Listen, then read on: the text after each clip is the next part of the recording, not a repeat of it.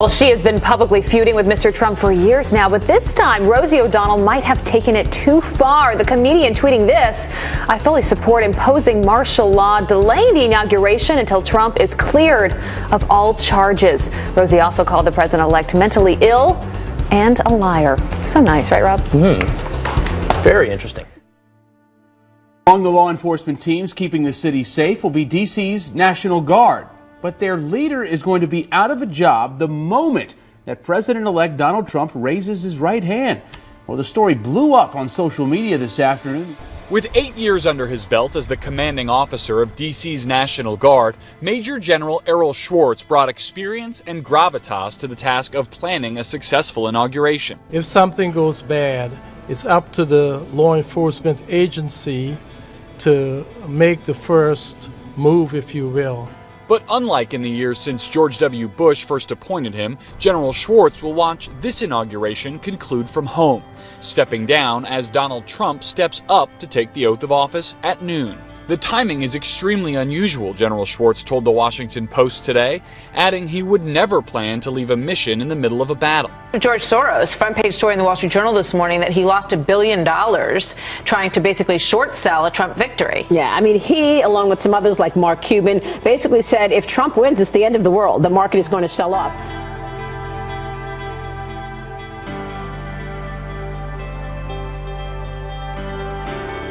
Billionaire George Soros' fund manages about $30 billion for Soros and his family, but the progressive-leaning Soros took nearly $1 billion in losses recently, thanks to the stock market rally spurred by Donald Trump's surprise presidential election.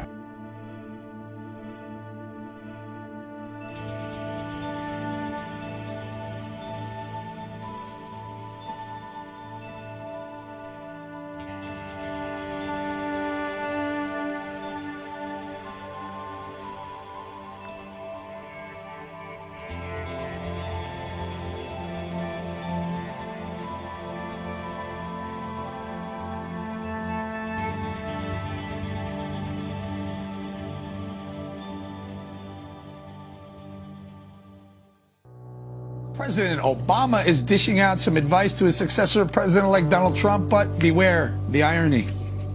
It was only then, after we had exhausted efforts for bipartisan reform, that we took some additional steps on immigration executive actions.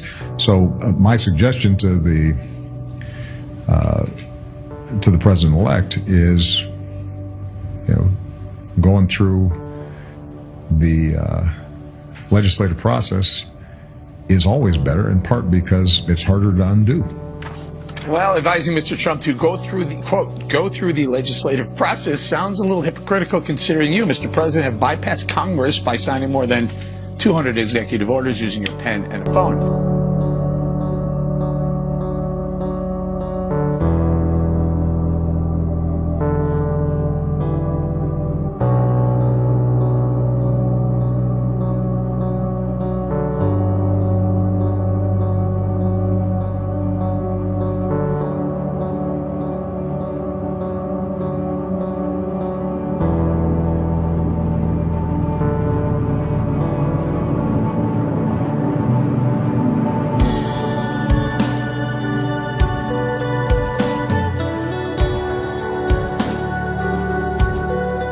Concerns over the Iranian nuclear deal just took another hike amid reports that in his very last days in office, United States President Barack Obama just green-lighted a massive shipment of natural uranium from Russia to Iran.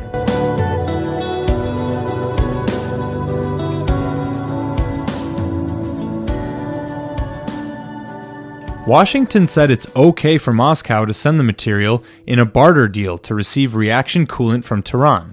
The United Nations Security Council still needs to approve the deal, but it's expected to do so because the 130 tons of Russian uranium is actually permitted by the 2015 Landmark Atomic Pact, and the international community is doing all that it can to keep the Islamic Republic committed to the deal.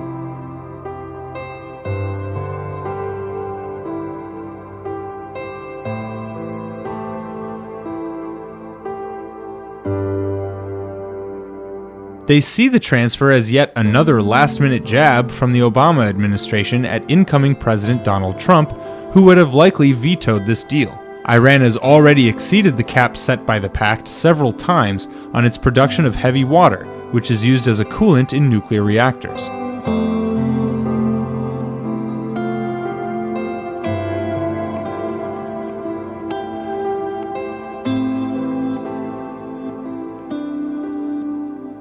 The ongoing production of heavy water is tantamount to Iran blackmailing the Obama administration, because if the violations were made public, Tehran would be accused of formal noncompliance, which could then endanger the fragile pact. Israel's government and others around the world have consistently denounced the nuclear pact as a complete failure.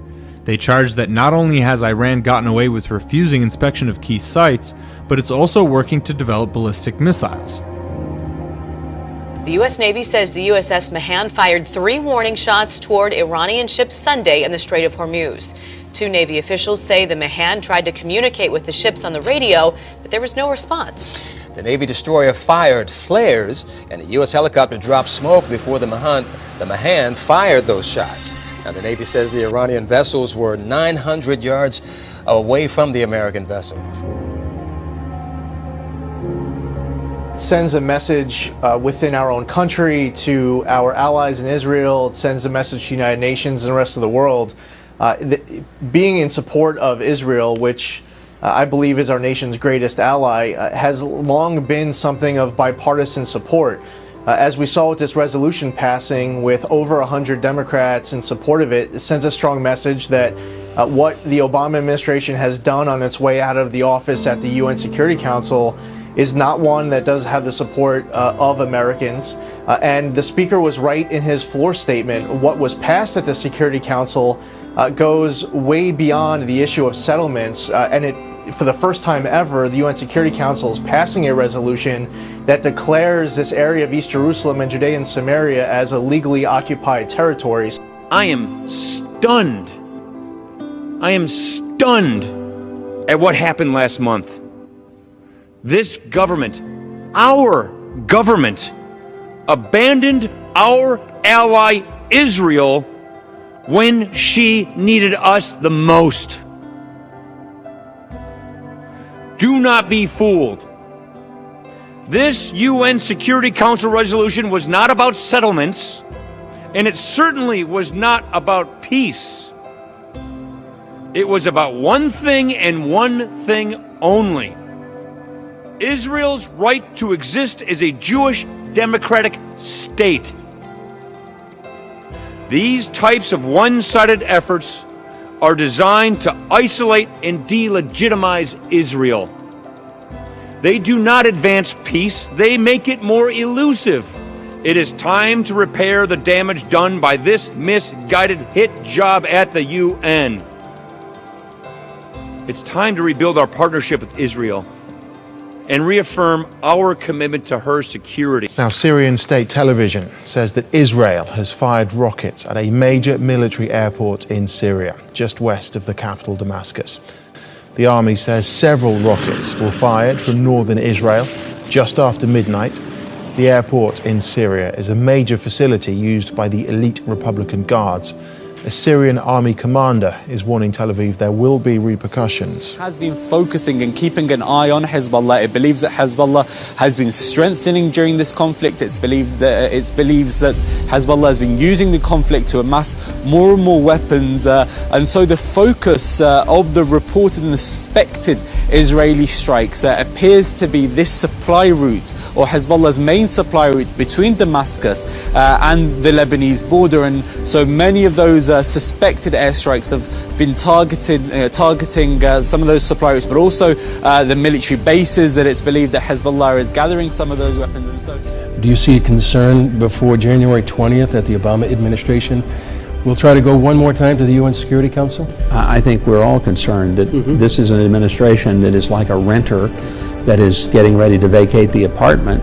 But before he does, he breaks every window, pulls the plumbing out of the walls, and punches holes in the ceiling, just to leave it as big a mess as possible for the new tenant who's coming in. That's petulant.